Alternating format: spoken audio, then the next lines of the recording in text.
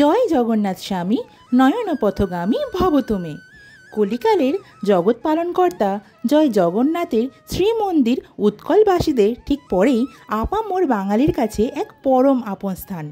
লোকাচার ও বিষ্ণু পুরাণ অনুযায়ী ভগবান শ্রী বিষ্ণু এখানে মধ্যাহ্নভোজন সারেন, আর তার সেই অপার মহিমান্বিত শ্রীমন্দিরের চারটি দ্বার চারিদিকে অবস্থিত। চার প্রাণীকে সিম্বলিক আকারে তুলে ধরে। সিংহদ্বার পূর্বে, ব্যাঘ্রদ্বার পশ্চিমে, হস্তিদ্বার উত্তরে ও সবশেষে অশ্বদ্বার দক্ষিণে অবস্থিত। এই চার দ্বার একে একে ধর্ম, জ্ঞান, বৈরাগ্য ও ঐশ্বর্যের প্রতীক হিসেবেই গণ্য হয়। প্রভুর স্নানযাত্রার সপ্তাহখানেক আগেই নবনির্বাচিত পুরী প্রশাসন তথা মন্দির কপার্স কমিটির উদ্যোগে এক ঐতিহাসিক যাত্রাপথ শুভ সূচনা করে। একে একে খুলে দেওয়া হয় সব কটি দ্বার প্রভুর ভক্তদের মন্দিরে প্রবেশের জন্য। আগে শুধুমাত্র একটি গেটের মধ্যে দিয়েই ভক্তরা লাইন দিয়ে প্রবেশ করতেন মন্দিরের অন্দরে প্রভুর দর্শনের জন্য, কিন্তু এবার থেকে আপনারা চাইলে যে কোনো একটি গেট দিয়ে প্রবেশ করে নিতে পারেন। আর যদি প্রবেশ নাও বা করেন বা দর্শন করে আসার পরে চাইলে নতুন এই পরিক্রমা মার্গ যেটি প্রস্তুত করা হয়েছে ভক্তদের জন্য, এই পরিক্রমা মার্গ দিয়ে আপনারা মন্দিরের প্রদক্ষিণও করে নিতে পারেন। জায়গায় জায়গায় সুন্দরভাবে সাজানো হয়েছে বাগান, ব্যবস্থা করা হয়েছে অনেক বসার জায়গা, ব্যবস্থা করা হয়েছে প্রতিটি গেটের প্রবেশের আগে সরকারি ও মন্দির কমিটির উদ্যোগে মোবাইল এবং জুতা রাখার জায়গা। তার সংলগ্নই রয়েছে মহিলা তথা পুরুষ শৌচাগার এবং স্থানে স্থানে পানীয় জলের ব্যবস্থা। সত্যি প্রদক্ষিণ করতে করতে মন জুড়িয়ে গেল। আর প্রভুর ভক্তদের ঢল সে তো আর ভাষায় বোঝানো যায় না। আপনারাই চাক্ষুষ দেখে নিন প্রদক্ষিণ করতে করতে আমাদের অভিজ্ঞতা ঠিক কেমন হয়েছিল। বিকেলের ঠিক একটু পরে চাইলে এখানে পরিষ্কার পাথরের মেঝেতে বসে আপনি ধ্বজা উত্তোলন চাক্ষুষ দেখে নিতে পারেন। এই পরিক্রমা মার্গ দিয়ে মন্দিরের মূল বাউন্ডারি ওয়ালের গা ঘেঁষে যে অংশটি প্রদক্ষিণ করছে মন্দিরকে, এর প্রতিটি গেটের সামনে শুরু হচ্ছে মন্দির প্রবেশের লাইন।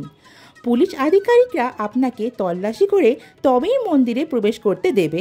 ছোট্ট লাইটার থেকে মোবাইল ফোন অথবা ছুরি, কাঁচি বা দেশলাই যাই থাকুক না কেন, তা নিয়ে কিন্তু আপনি মন্দিরে প্রবেশ করতে পারবেন না। এই পরিক্রমা মার্গ ধরে প্রদক্ষিণ আপনারা জুতা পরেও করতে পারেন, তাতে কোনোরূপ বাধা থাকছে না। শুধু দ্বারগুলি দিয়ে মন্দিরে প্রবেশের আগেই সমস্ত চেকিং। তবে আগেকার মতোই প্রতিটি গেটের বাইরে বেসরকারি উদ্যোগেও বেশ কিছু ব্যক্তি মোবাইল বা জুতো রাখার ব্যবস্থাও রেখেছে। আপনারা চাইলে মন্দির কমিটির নির্ধারিত নির্দিষ্ট জুতা মোবাইল রাখার স্থানেতে রাখতে পারেন, অথবা বেসরকারি উদ্যোগের ব্যবস্থা করা সেই সমস্ত ব্যক্তির কাছেও কুপনের মাধ্যমে রাখতে পারেন টাকার বিনিময়ে। তবে মূল বিষয়টি যেটি হলো, সকাল 6:30টার পর থেকেই মন্দির চত্বর সম্পূর্ণরূপে ওয়ান ওয়ে ও নো এন্ট্রি ট্রাফিক সার্কুলেশনে চলে যায়। যারা পুরী বাজার, বালিয়াপন্ডা, লাইট হাউস, গৌরবট শাহী ও স্বর্গদ্বারের দিক থেকে যাবেন তাদের জন্য পশ্চিম দ্বার নিকটবর্তী হবে। সকাল 6:30টার আগে হলে একেবারে পশ্চিম দ্বারের সামনে অবধি টোটো নিয়ে যেতে পারবে। আর তারপর যদি যেতে চান সেক্ষেত্রে বেশ খানিকটা দূরে, অর্থাৎ আমাদের আন্দাজ মতো প্রায় 800 মিটার থেকে 1 কিলোমিটার দূরে আপনাকে নেমে ওখান থেকে পায়ে হেঁটে যেতে হবে।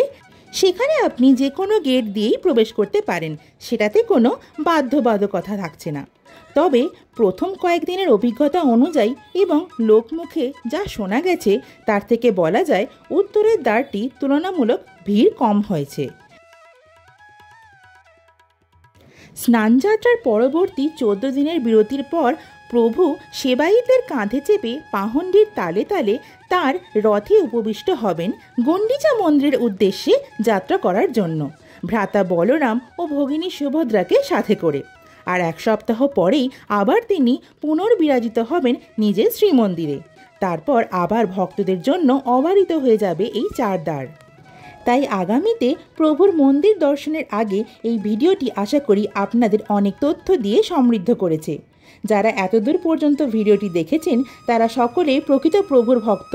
সকলেই কমেন্ট বক্সে জয় জগন্নাথ বলে আমাকে আরও সমৃদ্ধ করবেন। জয় জগন্নাথ স্বামী নয়ন পথগামী ভব তুমি। দেখা হবে আবার অন্য কোনো ভিডিওতে। ততক্ষণের জন্য আসি। সবাই ভালো থাকুন, সুস্থ থাকুন। আগামীতে রথযাত্রার মজা আনন্দে পরিবারের সাথে সমস্ত শুভকর কাজে লেগে পড়ুন আর প্রভুর নাম করে সম্পন্ন করুন নির্বিঘ্নে। ভিডিওটি ভালো লেগে থাকলে অবশ্যই লাইক, কমেন্ট এবং শেয়ার করতে ভুলবেন না। আর সাবস্ক্রাইব করে আমার পাশে থাকবেন। ধন্যবাদ সকলকে। টাটা।